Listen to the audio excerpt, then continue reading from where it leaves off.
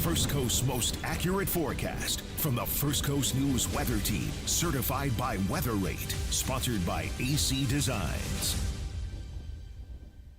Good afternoon, folks. Happy Friday. I am back. Meteorologist Ross Mummah here. Not that you necessarily care, but 2-day hiatus, and didn't want to leave you hanging here on this Friday. It's been a stormy couple of days. Wednesday, perhaps not as much as we were anticipating. Yesterday, certainly so. We had a severe thunderstorm warning in Duval County early yesterday afternoon. A lot of widespread scattered showers and rumbles of thunder. And we're seeing some of that here today. This is generally all spurred from the very same system that we were talking about at the beginning of the week, right? That kind of area of low pressure that was spinning up just along our coast, and then we were expecting to kind of propagate off to the northeast. That has happened. We expected it to. It has now occurred. It's continuing to move away from us, but there is still a little bit of an inverted trough. It's really just an elongated area of some low pressure over the First Coast, really just kind of acting as a focal point for some showers and thunderstorms to try to develop along. Now, as that continues to move away, there's less of a kind of forcing mechanism for some of these storms to develop. So really, a lot of it's just kind of your diurnal heating or your daytime heating, that instability allowing for some convection to fire off. So we have had a few, rumbles of thunder, isolated thunderstorms out there, primarily across our more coastal area. So out towards the beaches in St. Johns County, Flagler County as well, seeing some thunderstorms. And then also off to the west, you have a little bit more of some Gulf Coast sea breeze interacting with some of the storms out towards Tallahassee and just to the west of the Lake City area. So few areas that, are seeing some thunderstorms, but for the most part, it's really just some scattered showers. Might have to ask Andy you might need to go and get another clicker. My clicker is not clicking properly. That is a terrible thing to have happen. So anyways, the key here, I'll get into it more once I'm able to actually advance the graphics, but most of your Friday night plans, you're going to be all right. There might be a few real light spotty showers, but they're going to be fairly quick moving, and this is all going from west to east. That east coast sea breeze is pretty much pinned right along the beaches. That's why we're seeing a few of the stronger thunderstorms right along the beach where that mesoscale boundary does kind of intersect with one another. But elsewhere inland, not so much. Let's see if this one does the trick. Did you try it out for me, Andy? No. Oh, it's not advancing at all. This is interesting. Okay, let's try.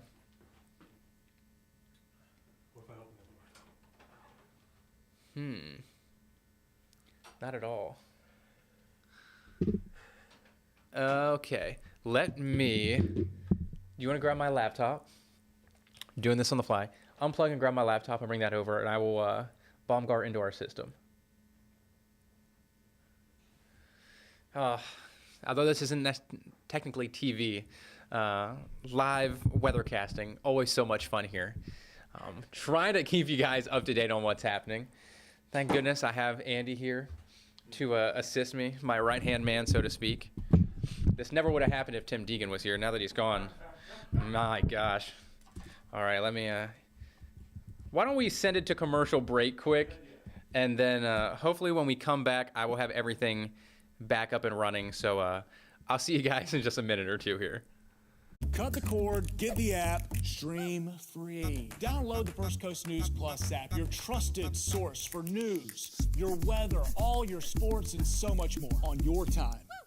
Yeah, your schedule. It's your most accurate forecast, your weather impact alerts, extended breaking news coverage, and exclusive specials at a time that is convenient to you and your family. Download First Coast News Plus and watch for free right now. I knew I needed physical therapy to be able to get back to doing the things I want to do, specifically golf. Throughout Brooks Rehabilitation, with the 50-plus locations we have, we see people with many injuries across the board. We're really looking to individualize a treatment plan and create goals together. That way they can get back to the sport or activity they love to do. I would definitely recommend Brooks to anyone who needs physical therapy. It enabled me to get back on the golf course to do what I want to do. Nothing breeds competition and camaraderie in a community like sports. It gets your adrenaline pumping. Sports has a unique way of bringing people together. Your First Coast sports team understands that. We go beyond the X's and O's and to the heart of the game, where wins don't always make winners and the L's don't necessarily make losers, and where the highlights sometimes mean more than the trophy. It's where the real stories are told. Sports Finals sponsored by Farah and Farah, Sunday nights at 11:30 and streaming on First Coast News Plus. Why do we come here? To reach for new heights, to dive to new depths. You can call it a team, even a community. That connection with others. We all deserve that. So why come here? This is why.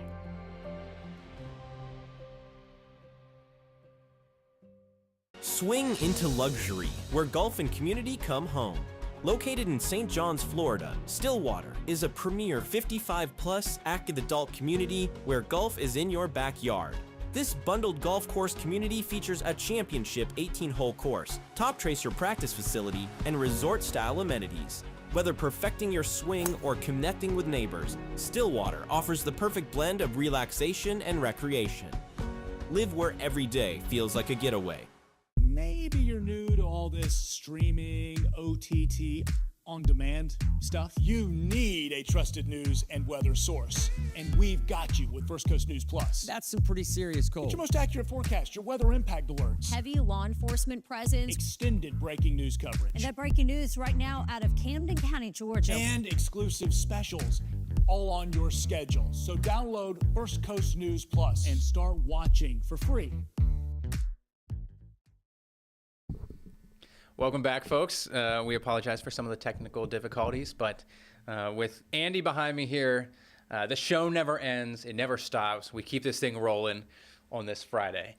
So finally got the graphics up and going. I'm able to advance them here a little bit. So some good news on that. We're going to zoom in quickly and show you where some of those isolated thunderstorms are currently at. So I mentioned kind of south of Marineland now, down towards Flagler Beach, even a few thunderstorms developing right there where the Gulf Coast sea breeze is the dominant flow. It's all the way across northeast Florida here this afternoon and evening. So because of that, where the Gulf Coast sea breeze meets up with that Atlantic sea breeze that is pinned right on the beach, that convergence zone is what's allowing for some of those taller updrafts, that towering cumulus, and some of these thunderstorms to develop. So that's what we are seeing off to the south. That is also why inland locations are really just seeing very, very isolated downpours and quick moving showers. So not a whole lot of activity to dampen or ruin anyone's evening plans out there. Now, you can notice just north of Mayport, going across Talbot Island and then up towards Amelia Island and Fernandina Beach, the sea breeze is slowly making its way in at least a little bit there. It's crossed over the intercoastal. So because of that occurring up toward Fort Caroline Road and over towards Mayport, there actually is one isolated storm trying to develop there. Further inland, just some isolated things. And then similar story up further north, northern Charlton County, Brantley County, a few isolated showers up there. And then just about to move into the northern part of Columbia County, north of I-10 and Lake City, we have one isolated thunderstorm. So comparatively to the last several days, it's not nearly as busy out there. And some of that is really just the vertical development of some of these storms, not nearly as much as we've seen as of late. You can kind of notice that here. The clouds and those cumulus are bubbling up, but really not a whole lot of vertical development or growth because you don't have that sea breeze convergence occurring with most of these. So that's the good news for many of us. We're not going to see nearly as much widespread stormy activity tonight. So we're going to keep the overall storm chances around this evening, or at least rain chances, as isolated as they may be through about sunset. So 8:30, still could see a few isolated showers, but if you have later evening plans, post sunset tonight, you should be okay. The rain and storm chance is going to diminish almost to zero after sunset. And overall going to be just another very warm, muggy night out there here across the First Coast. Now, quick update on the tropics.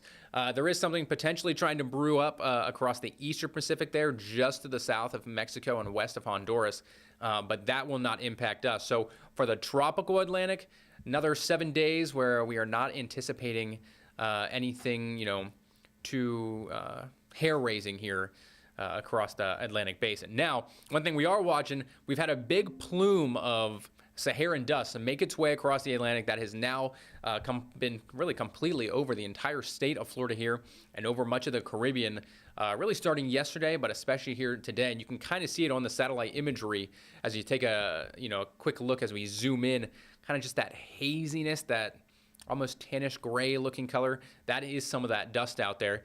And I believe we have a picture out of, Neptune Beach. This was just after sunrise this morning. So you can see just how hazy, almost gritty like the sky looks a little bit. Not storms. Cars, I know down across the southern part of Florida actually did have a layer of film, a layer of dust on some of them due to just how thick some of the Saharan dust was. So it'll create some beautiful and vibrant sunrises and sunsets, and we're going to keep it around here through really most of the weekend as it kind of swirls around. Only thing that'll really dampen it down will be some of our isolated storms, but most of this stuff is well above 10,000 feet or even 15,000 feet. So because of that, a lot of that dust stays above the actual storm clouds here through most of the weekend. But it also has another role to play, especially when we're talking about the tropics. And you can see them right there. It reduces your overall likelihood of cyclone development. It's typically very dry, which is not good for hurricanes to try to develop in or tropical cyclones to develop in. So it inhibits anything with that. But also, as you see those last 2 points there, respiratory issues and concerns certainly going to be a cause for concern as we kind of head through the weekend if you are one of those in one of the more sensitive groups with regards to respiratory issues, and then can also lend to red tide and algae bloom out there as well. So just kind of a couple fun facts with regards to the Saharan dust. We'll keep it around here through the weekend. So snap those pictures of either your sunrise or your sunset. You can send them into First Coast News or our First Coast News Weather Watchers page on Facebook.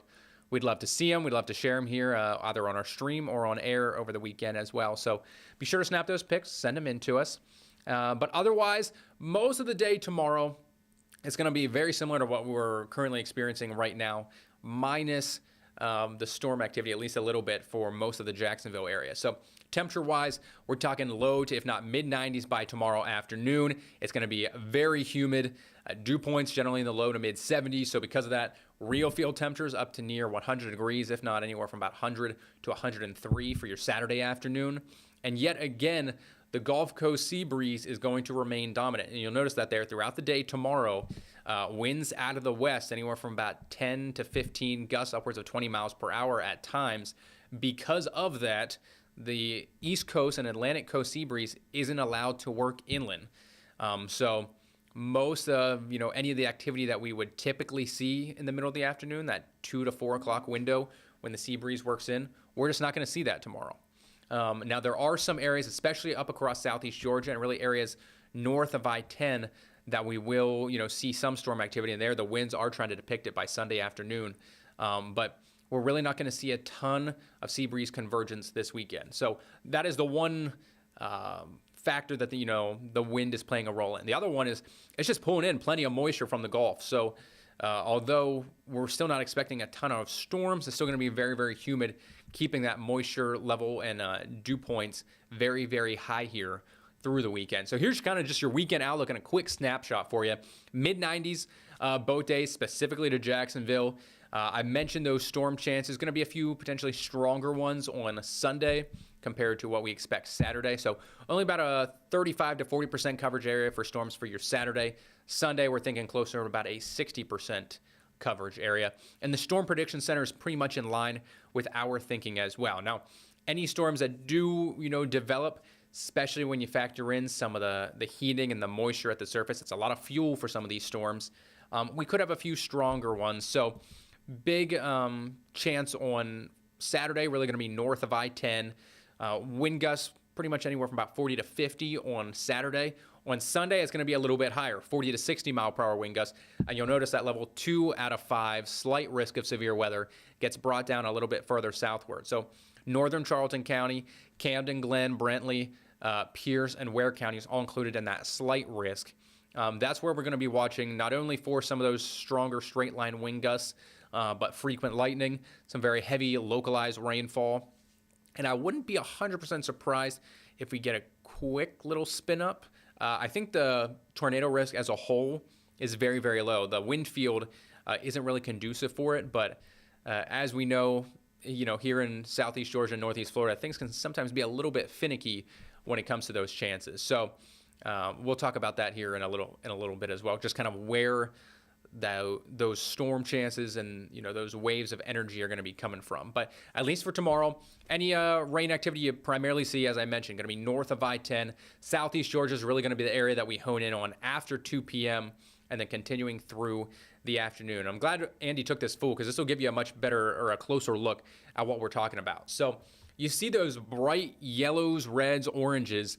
Those are, big waves of energy.